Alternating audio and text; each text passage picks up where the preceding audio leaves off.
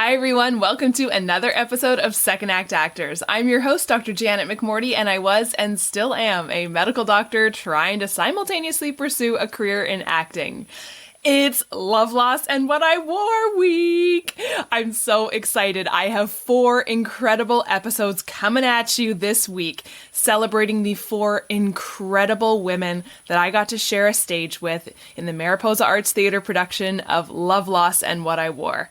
This was an amazing production to be a part of. It was the first one back at the Aurelia Opera House after the COVID pandemic. We did most of our rehearsing over Zoom, as everyone did in the world over Zoom. We'd only met in person twice before having to run it for tech rehearsal. We had tech rehearsal, dress rehearsal, and then we were on stage doing our production. So the bond us 5 women made was, I don't want to get too emotional, but it was pretty special because we knew we were all a bit crazy, a bit wacko, but we needed to bond together as quickly as possible, because if you've ever seen the show, or if you were lucky enough to see our show, you know so much of it is about the connection between the 5 women sitting on the stage. And oh my God, these 4 women are just the best. I really hope you enjoy these 4 upcoming episodes. So without further ado, my first Love, Loss, and What I Wore episode features the incredible Clodine Sponagle. Clodine is a teacher and an actress. She is such a freaking gem of a human. If you saw her on stage during Love, Loss, I mean, she made me cry, right? How could she not? She's just so genuine, authentic, and oh God, just a kick-ass human being. Her story is incredible. I'm so excited for you to hear it. She's also the biggest Raptors fan I've ever met. Please enjoy the talented, incredible Clodine Sponagle.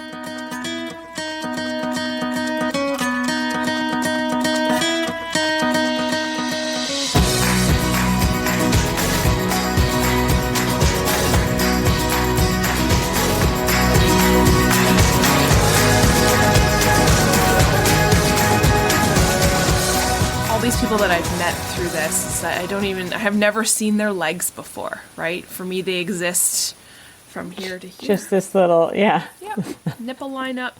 As they say in our acting classes, film from your nipple line up. Oh, well, it's so good to see you. It's nice to see you too.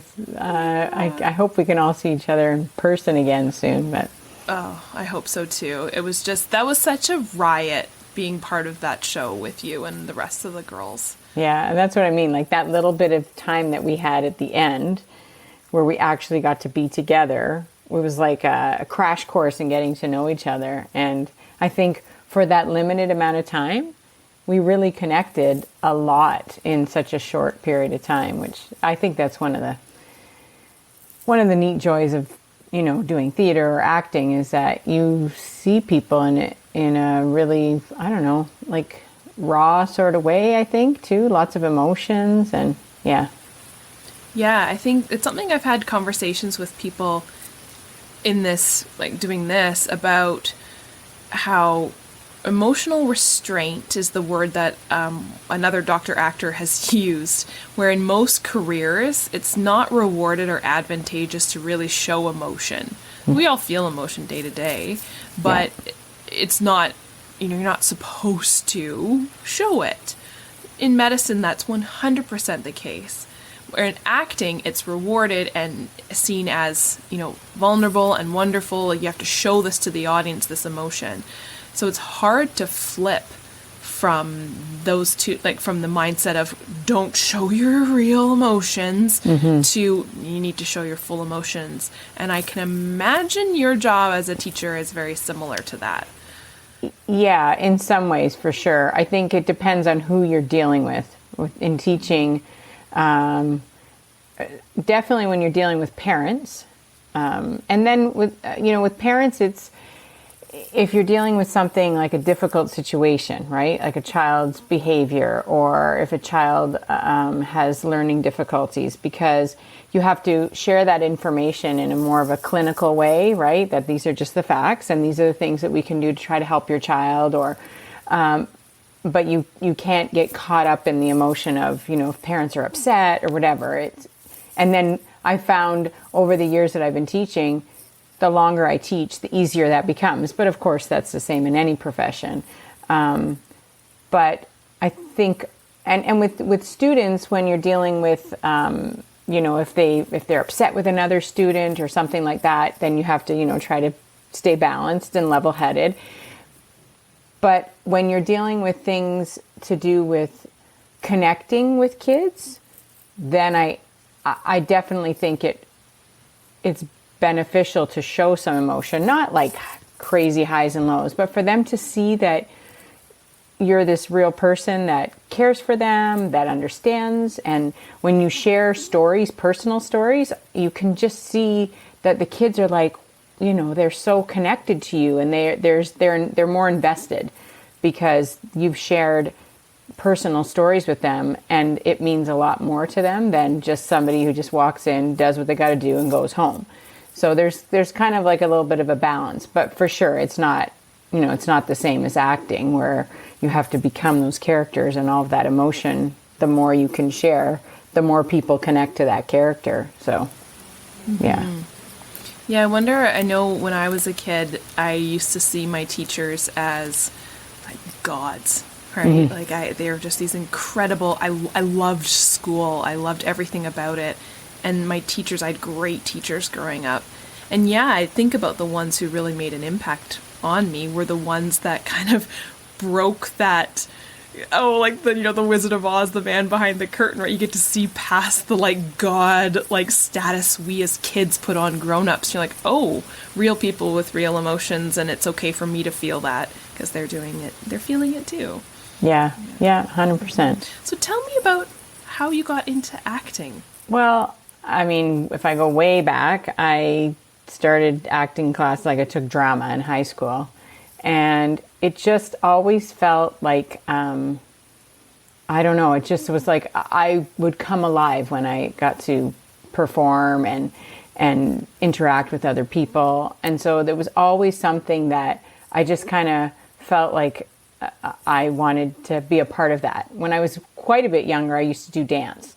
And it's funny because I actually auditioned years back for a School of the Arts in Toronto.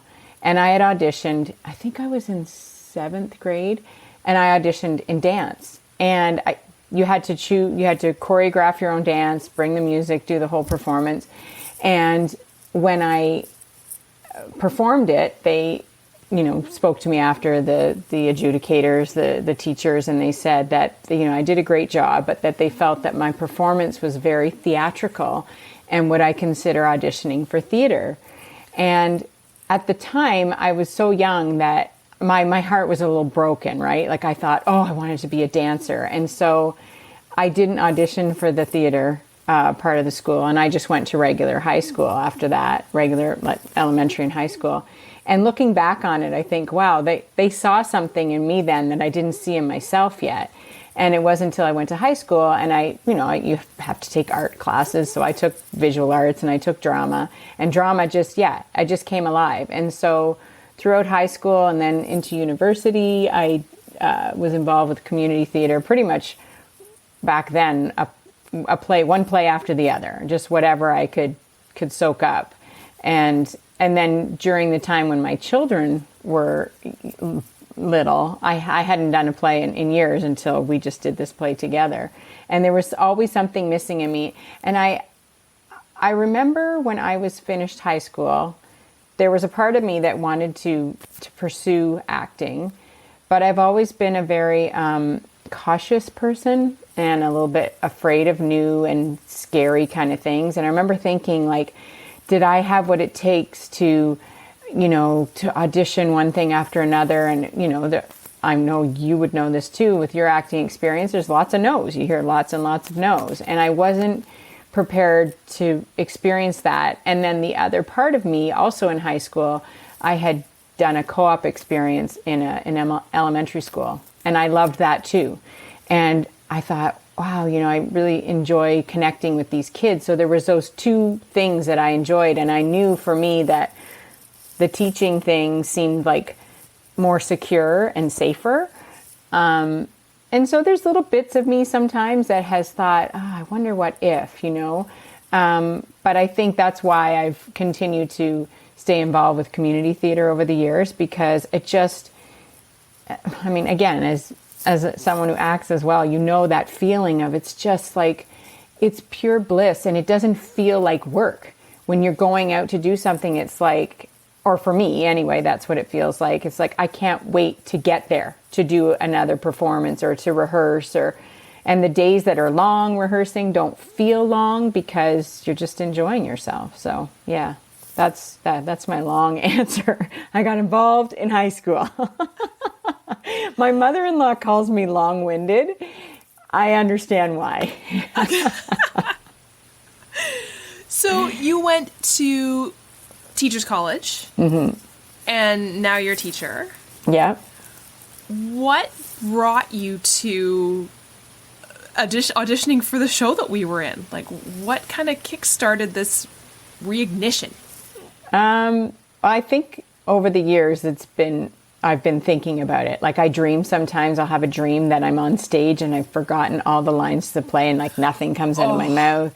Yeah. And, when I watch, I've gone, to theater over the years, or I watch movies and shows, and there's just that feeling when someone does an amazing job of a performance, you're so connected. And like, I feel such emotion when I watch things that it's always been there, right? And I've been missing it. But, I got really busy when the kids were little. I focused on that. And then as they've gotten older and they don't need me as much, it's been in the back of my head. And I thought, this is ridiculous. Why am I not getting involved in this again? And over the years, I've looked into other theaters, but a lot of theater in this area is musical theater, and I don't sing. So I was like, and so a couple years ago, before COVID happened, I went to see a performance at the Matt Theater, and I wanted to check it out because, not to sound snooty, but I didn't want to get involved with a theater that was like something really cheesy. I just thought, you know what? This is an extracurricular thing. It's extra time. I want a theater that puts on great theater, great shows. And I really loved the show that I saw. So then I basically put in my name on the website, and then I kind of forgot about it because COVID happened.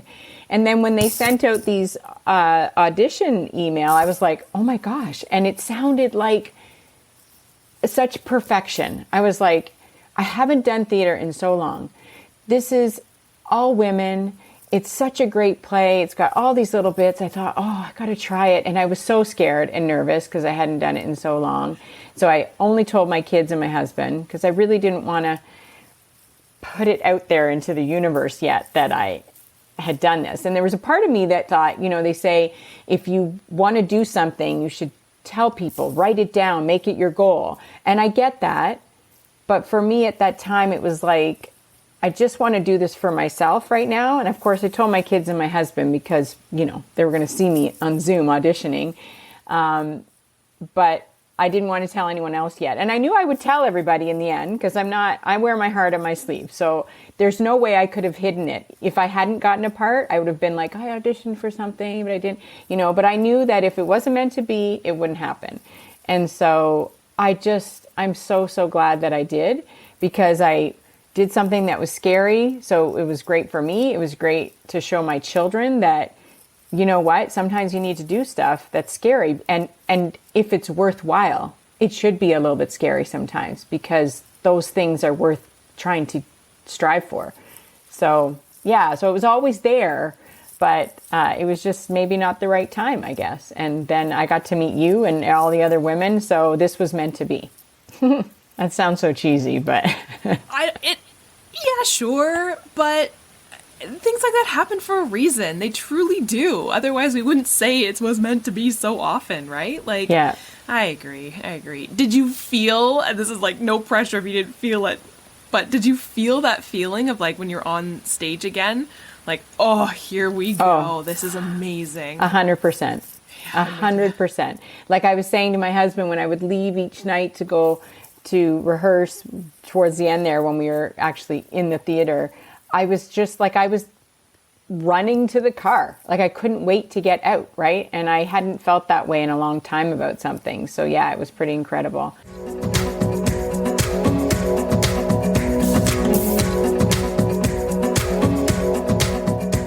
Community theater, I think, there's really nothing like it. It's such a special beast. You know, you've got people from all walks of life who are amateurs, but professional in every sense of the word. And everyone is just there volunteering their time for the most part, coming after work, and all there for the same goal, the same reason. And a lot of it has to do with just the pure joy and bliss, like you were talking about, of putting on a show and being on stage. Oh, it's the best. Yeah. It's the best. Yeah. Yeah, it really is a special kind of connection that you can make with these people because it is, purely just for the love of the art of acting. Sure. Yeah. Is there anything that you've noticed that you've brought in from your teaching career into now acting? Any transferable skills that you've noticed? Well, I think, teaching, it's obviously a different scale, but you are sort of performing every day a little bit, right? I mean, I have to, as you said at the very beginning there, you have to kind of keep your emotions in check in certain situations. So there's that. And then there's just, being able to, sometimes you're teaching something that, especially if you've been teaching the same grade for a few years. So you might teach a concept that you've taught how many times. So it's really not that exciting, but you have to make it because it's the first time they're experiencing it, right? So there's a little bit of that where you have to act that aspect of the, the lesson. And then I think the other part, it would just be, listening and really connecting with people, because the best relationships that you have with your students is when you're really paying attention to them and, not getting caught up in the, I'm tired and I'm not having a good day. And of course that happens. But when your kids need you, when your students need you, just like when you're, on stage and you've got this relationship with your, the other actors on stage, and as well, what you're trying to give to the audience, right? To make them really feel who this person is. I think it's sort of that same sort of connection with the students that you teach and the people that you interact with to be a good teacher. I mean, when I think about some of the students that I've taught over the years that I still connect with now, like some of the adult students that have stayed in touch with me, and the connections, I'm sure they don't remember what I taught them, but like, academic stuff, but they remember the relationship, right? And so that's kind of cool. So I think it's about relationship building, and that would be something I think that acting has too, that if you're making that connection with the audience and with your fellow actors, you're doing a good job. That's something that you do so well. Just thinking about, like, say, like your last monologue on the stage, you could hear a pin drop when you were saying what you had to say, because again, I think you connect with people so well and so quickly. I think that's definitely one of your magic special powers, for sure. Well, thank you very much. I do like most people, but is there anything so you mentioned kind of when you were finishing high school, thinking about going into theater, and then the issue of, well, we all know, like rejection, instability, and stuff like that. And then now coming into it, there still is that rejection, fear, instability, what have you. Is there anything that you've noticed now that you're not as worried about that stuff? Or is it still there and you're kind of, ugh? Well, I know when I auditioned for that last show there was definitely that feeling of, what if I'm not what they're looking for? I'm not, I don't have that same quality that I once had, and what if I'm not good enough, right? There's that little bit of that nagging voice in your mind that we all have. I think most people have a little bit of self-doubt, but the difference I think for me now is that I'm not relying on it, right? Like I wouldn't, when I considered, did I want to go into acting professionally and try to do that as a living when I was younger, that was the part that scared me. It was like, how am I going to support myself? Whereas now I don't have to worry about that, right? In fact, just, in the last little bit, I've been thinking about, and we had chatted about this, you and I and Stephanie, about the possibility of seeking out getting an agent. And for me, I think I'd like to do it just because what the heck? What have I got to lose, right? Like if I don't get any jobs, okay, I don't get any jobs. But if I get some jobs and I have some fun, why not? Like I'll watch TV and some commercials will come on and they make me laugh out loud. And I said to my husband, I said, I want to be in a commercial that someone watches in those 30 seconds and they laugh out loud. I would love to do that. But if that didn't happen, it wouldn't be a big deal because I don't need it, right? So it would just be for the joy of it. And if it didn't work out, I think too now I'm obviously much more mature that I know that so much of, acting too in the beginning stages is, do you have the right look? Are you, do you have the look they want? Do you have the voice, whatever, all that sort of stuff comes a lot of time first. It's what they're looking for. And then after that, it's, do you have some talent too? Obviously, you can't suck, but the pressure is not there. So if it works out, it works out. And that's where, again, auditioning for that show after all these years, there was definitely a little bit of doubt for me, but I wasn't that worried about it as I would have been when I was younger. I think pressure's off as well as... So I wonder about this. Let me know what you think about this. So I love to cook. And I remember thinking, it'd be really neat to be a chef. Because I do love to cook and I love to bake. But I wonder if as soon as I monetize that and it becomes my job, it's not going to be as joyful. So I would worry about if I was a professional theater actor and my job was to get on stage and do Love Loss, would I still get that bliss feeling? Or does over a time your body just does like, no more bliss. This is your job now. Yeah, this is job. This is a job and it's work. Yeah. And I wonder too if some of that, I think again, this would only be my perspective because I haven't done it professionally. I think there's got to be some of that in anything because it is a job and you still have life, right? Like you might have someone who's ill in your family or you're not feeling well or your child is, needs you, whatever. Those kinds of day-to-day stresses will always be there, whether you're, making $20 million for a movie or not. You still have life. I think maybe what I would imagine maybe the difference would be is that in acting, maybe if you've done the same show for months and months and months, but when it's different things like, a television show here or this there, or whatever, and you get to play different characters, I think that would kind of bring it all back to life again. It's like, I get to be a new person now, right? With a new set of people, a new director. And so that I think would sort of rekindle that joy again. But probably, there's got to be times when people are like, I got to go to work and they're long days, especially on set for things. I'm sure that it's tiring. Absolutely. Yeah. But I haven't really experienced that, so I don't know. That would just be my And I think that makes sense. But I think what is interesting, again, about the pressure being off is that I would only assume in my very limited experience doing this, as soon as I put pressure on myself to book something, then the audition just turns into garbage.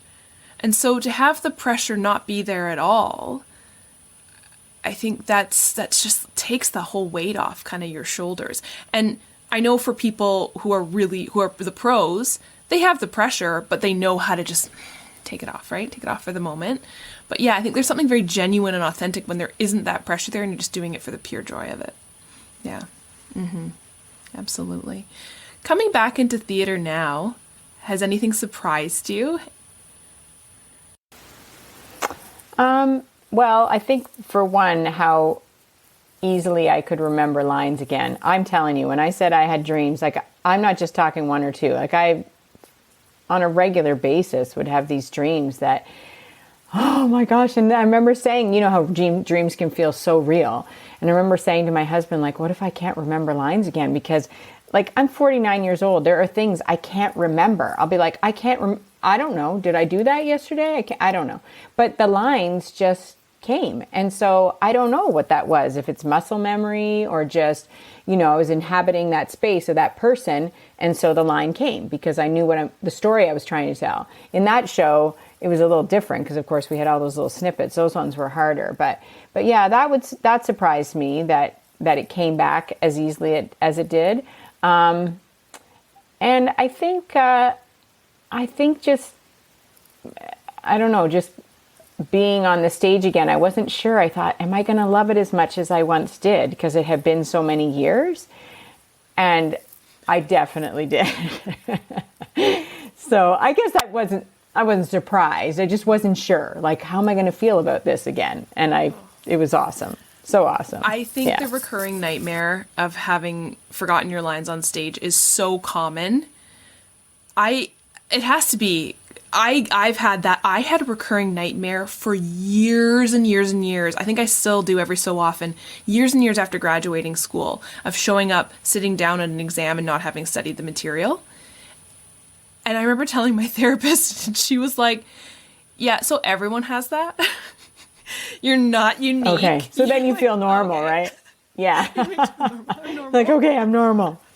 Oh, the worst. When you said that, I like had my stomach just immediately went into knots. I was like, that's the worst feeling. Oh, yeah. I'll never forget when that happened to me in the second show. My mind going completely blank. Oh, and it stays with you. And then, you know, and in theater, unlike, you know, film where they could just stop and start again, in theater, you have to keep going, right? And then if someone else forgets lines that have important information, like I remember doing years ago Steel Magnolias, and the woman who played Shelby, I think it was Shelby, the daughter, she forgot on stage to tell us that she had diabetes. And like, that's a big part of the play. Like, that's why she's going to die, right? She's going to die. Why is she going to die? And I remember we were like circling back to try to get the information out, and we got it, but oh my gosh, it was like everyone was in a full sweat. Like, how the heck are we going to get this out? Yeah, so I guess, it's common for everyone to feel that way, because when you're doing live stuff, you know, you never know what's going to happen. You just got to go out there and trust that we all have each other's backs. We can improvise, and you know, you're just a team out there, right? For sure. Oh, the poor girl. Yeah. Oh my god. Well, I was going to ask you, do you have a crazy fun on stage story? Was that it? Well, that's definitely one of them. There's lots. I mean, you know, I was trying to think back, but I think some of the funniest things were actually more like costume change things. Like I remember doing a show, and I played similar to the show that we just did, only there were costume changes. I had to play a few different characters, and one of them was a 100-year-old Irish woman. And so I had played, it's a play called 7 Stories, and everybody's like, there's a man on a window ledge who's going to jump. And everybody is coming up out of windows. So we would slide up the windowsill and come out and be talking to this guy on the ledge. And so I played a couple different characters, but the last one, the 100-year-old woman, I actually looked at the script this morning because I still have it. And there were 2 pages of dialogue before I had to come out as this 100-year-old woman. And the character before was just like, I don't know, she had a wig. She had a long black wig. And then I had to come out. And so, I mean, obviously a lot of the character was going to have to be me portraying that, but you had to have something that kind of made me look a little bit older. So backstage, putting on a different outfit, a wig, they quickly were drawing lines to try to make me look older. It was like, oh my gosh, so stressful. And that one, and another play actually that I did. And in the whole play, I was in this, it was supposed to be like a home for special needs people. This was back in like, it was supposed to be set back in, I think, like the 40s or something. And in the play, the character that I played, Fairy May, oh my gosh, she was one of my favorite characters I've ever played. She was like, in her imagination, she was this beautiful woman, right? And in reality, like my hair was all messy. I had a tooth blacked out for the play. I was wearing a dress that the director actually asked me. She's like, take this piece of fabric home. I want you to lay your body out on it, get your husband to trace out your body, and then stitch it back together so that it was all like not very well made, right? But she thought she was wearing a beautiful pink gown. And again, at the very end of the play, I had like, I think 40 seconds to put on this beautiful ball gown, fix up my hair and try to come out, and then quickly wipe off the stuff on my tooth. And it was so fast, right? So those kinds of moments, they were just totally stressful. But yeah, I mean, there's been so many fun moments on stage and stressful things, like when, you know, lines didn't come out right, but mostly just, you know, stuff where you come off stage after and the adrenaline that you feel from those moments is so high, right? Yeah. And like that old woman that I played, I remember it's memorable to me too, because I didn't know I had to play that character. When I first auditioned for the play, I was given 2 other characters to play. And there was another woman who was like, I think in her 60s, playing the role of this one character. And a couple of weeks into the show, rehearsals, she had to back out of the play for personal reasons. And I remember when the director asked me if I would do it, and I was like, I don't know, I think I was like 22 or something. And I was like, are you nuts? Like, I thought she was joking. She's like, no, I really believe you can do this. And so I remember her having me sit in the theater one day. Nobody else was in the theater, and she said, I want to turn off all the lights, because she could sense I was kind of nervous about what I would sound like and what I would look like. And I didn't think people would believe me as that character. And so she said, I want to take away everything else so that nobody can see you. We're just going to hear you. And so she turned off all the lights, and I was just sitting on the edge of the stage, and she was in the audience, and she was running the lines with me. And I was, you know, trying my Irish accent on. And I remember feeling like, because you couldn't see me, it felt like a weight off my shoulders that, okay, I can try this, right?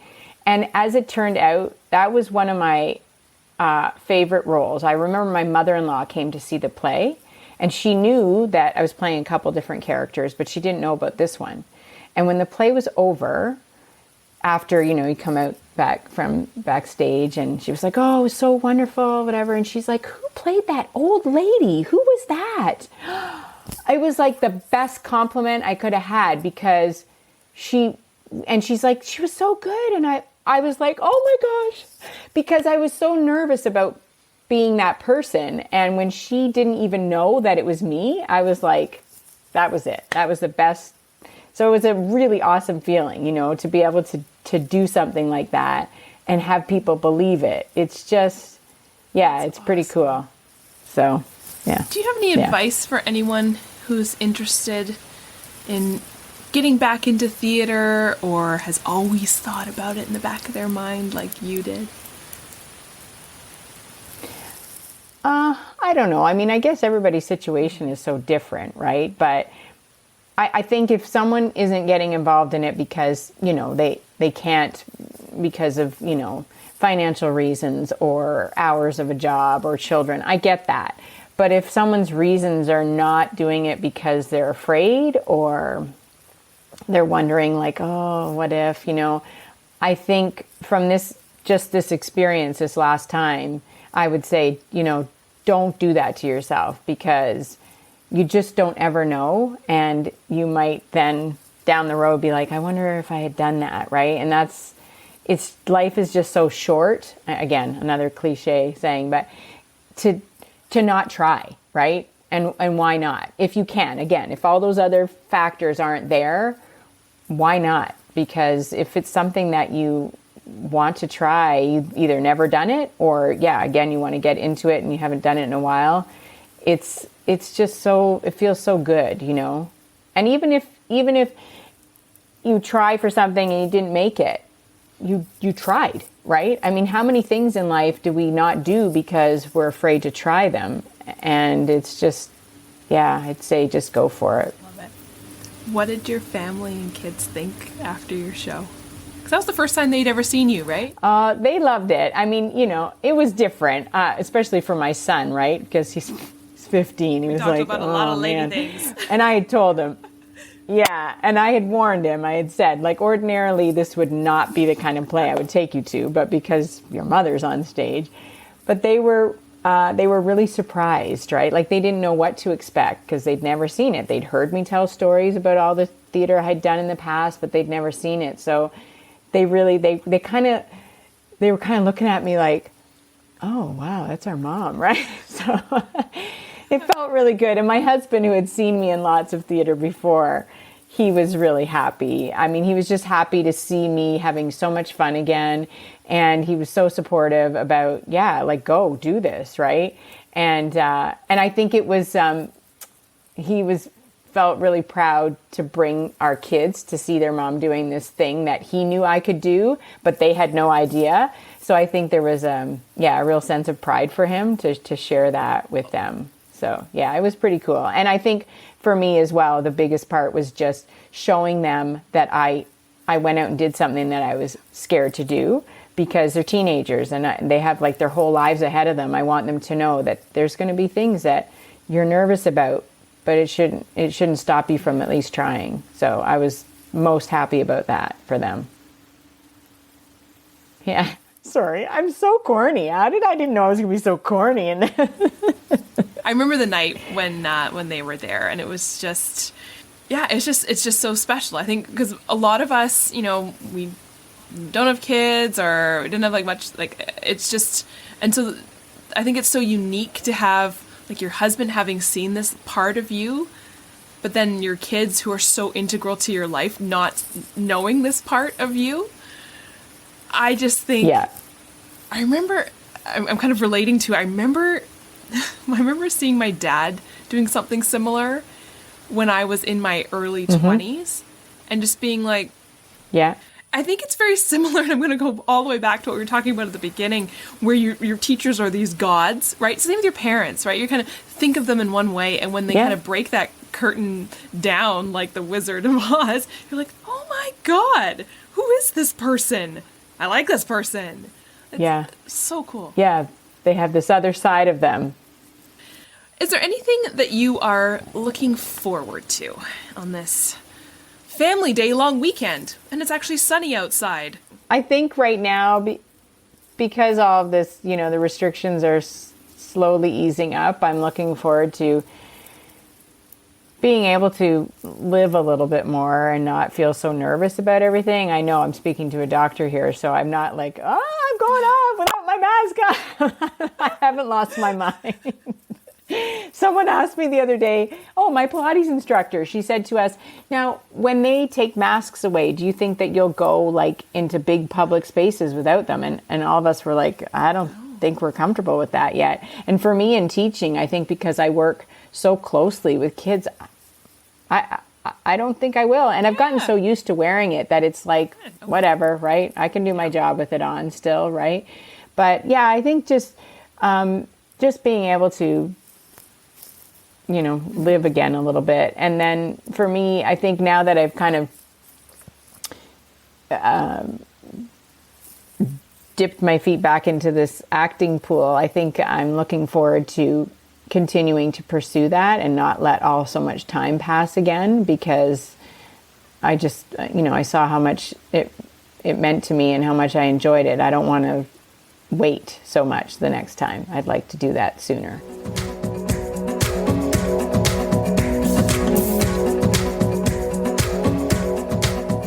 Thank you, everyone, for tuning in to my first of 4 Love, Loss, and What I Wore episodes. And thank you, Clodine, for being my guest. I hope you all enjoyed it. I hope you enjoyed Clodine's story. She's the best, right? Coming up, we've got 3 more episodes in Love, Loss, and What I Wore week. I hope you'll tune in. Bye. Second Act Actors is produced and edited by me, Janet McMorty. Theme music by Guillaume. Additional sound editing by David Studio. Additional video editing by Jackie Wadoer. Show notes written by Sarah Hopkinson. I record using Riverside FM. If you're interested in developing an interview-based webcast like mine, I highly recommend this platform. Shoot me an email and I'll direct you to the wonderful folks there. If you or someone you know is interested in being a guest, email me at secondactactors@gmail.com. Don't forget to like, subscribe, and share with your friends. My love language is words of affirmation, so compliments, constructive criticism, and feedback are always welcome and encouraged. Negative Nancys, Judgy McJudgersons, or Debbie Downers, unless you're Rachel Dratch, regarding me or my guests are not welcome. It takes serious courage to share your story with the world, so if you're tempted to negatively comment about someone else's story, please ask your therapist why you're such a garbage person. Save the drama for the stage. On that happy note, I hope you'll tune in next week for another episode of Second Act Actors. Bye!